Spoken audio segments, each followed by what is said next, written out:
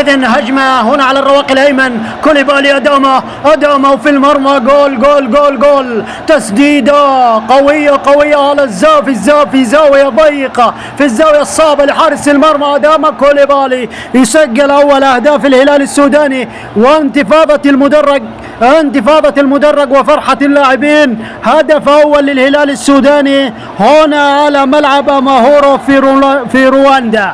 إذن هذا اللاعب الواضح أمامكم بالصورة يسجل أول الأهداف على الرواق الأيمن، روضها ثم عدى وأرسل كرة قوية في زاوية صعبة. إذن هناك اعتراض من الفريق المغربي من نهضة بركان، لعلها هجمة سابقة حدث فيها خطأ للفريق البركاني. إذن نعيد اللقطة ونحن أمام هدف جميل للفريق السوداني، لكن هل سيلغى أمام الفار؟ يذهب إلى غرفة الفار الفريق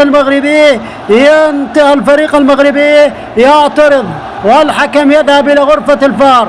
إذن هنا الكرة فيها خطأ، أظن بأن الحكم سيلغي الهدف. يا فرحة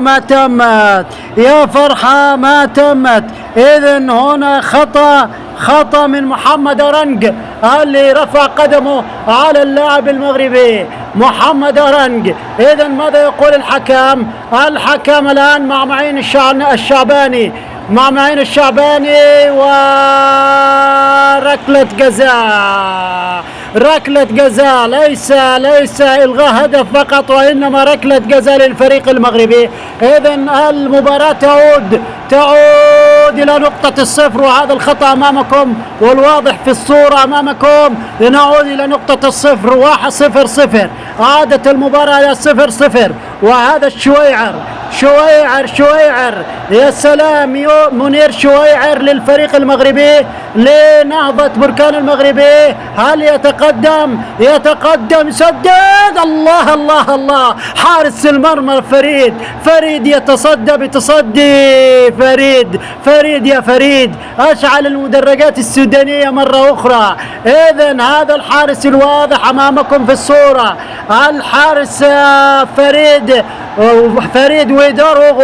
فريد ويدروغو صحيح ما سددها في زاوية، لكن سددها قوية نتيجة الضغط النفسي، سددها ليس في زاوية نتيجة الضغط النفسي، وإنما سدد قوية، والحارس ما قصر، شالها الحارس فريد والنتيجة الآن 0-0 بين الفريقين، والكرة الآن عالية في الأمام ولكن مقطوعة من الفريق السوداني. الهلال ينظم أموره الآن، ومرتدة سريعة، كرة سريعة في الأمام لجان كلود، ولكن سرعان ما تتشتت إلى خارج أرضية الملعب، وركلة ركنية للفريق السوداني. الهلال السوداني عسل هنا يحاول فيها، ولكن بالنهاية تبقى للهلال في الأمام خطيرة لجان كلود اللي يقدم مستويات طيبة. جان كلود يعرضها، ولكن شالت سريعا من الدفاع المغربي، دفاع نهضة بركان. إذن هذه خطرة، هل يسدد أم ماذا؟ سدد، ولكن مش لحد. هناك في العلالي من اللاعب قمرديني مومودو. الهجمة الآن مغربية للفريق البركاني الذي تأسس في العام 1938، تأسس تحت اسم الجمعية البركانية المغربية، ثم اختصارا تسمى بفريق نهضة بركان. والمحاولات هنا من جان كلود، يلعبها على اليسار كوليبالي قدام كوليبالي، والتسديدة فيها دربكة خطرة للفريق السوداني. أرنوس، الله، ماذا يقول الحكم؟ إذن هناك فاول وخطأ على الفريق السوداني تحت قيادة مدربه لورينتو، والحراسة فريد ودروغو، ودفاع الناس لوزولو ومصطفى كرشوم، محمد أرنج ومامادو قمرديني. في الوسط الحق ماديكي، ولي الدين خضر، عبد الرؤوف يعقوب، بينما في الهجوم جان كلود وأدامة كوليبالي ومحمد عبد الرحمن غربال. الكرة الآن للفريق السوداني يقدم أروع المستويات في دوري أبطال إفريقيا. الكرة ضربت في غربال وعدت إلى خارج أرضية الملعب. مدرب الفريق النهضاوي نهضة بركان المغربي تحت قيادة التونسي معين الشعباني هنا على ملعب أمهورو في رواندا، يلعب بخطة 3-5-2 في التشكيلة. أنس زينيتي أحد أبرز الحراس في الدوري المغربي. الدفاع محمد أيمن سديل، والكرة الآن عند منير من هذا يوسف مهري. يوسف العرضية خطيرة للفريق المغربي لكن تنشال على طول للفريق السوداني. أبرز العناصر في الفريق السوداني جان كلود بالإضافة إلى أداما كوليبالي وغربال وعبد الرؤوف يعقوب والحاج ماديكي. إذن بالنسبة للفريق المغربي في إسماعيل قندوس، حمزة مساوي كمدافعين، ياسين البحيري وأيوب خيري ومنير الشويعر ويوسف المهري ويونس الكعبي. وفي الهجوم يعتمد الفريق المغربي نهضة بركان على عماد الرياحي.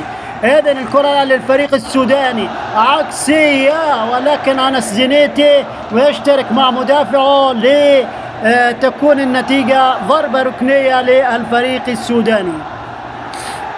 الفريق المغربي يستأنف محاولاته على الرواق الأيمن، والكرة الآن ما زالت ضربة تماس الفريق المغربي. نهضة بركان مهيري المهري، ولكن شالت على طول من المدافع إلى ضربة ركنية لفريق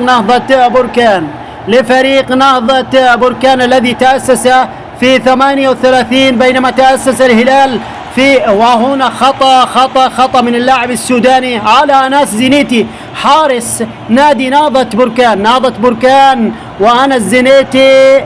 هنا اشتراك وتدخل عنيف من اللاعب محمد عبد الرحمن غربال أحد أبرز النجوم في الكرة السودانية حاليا.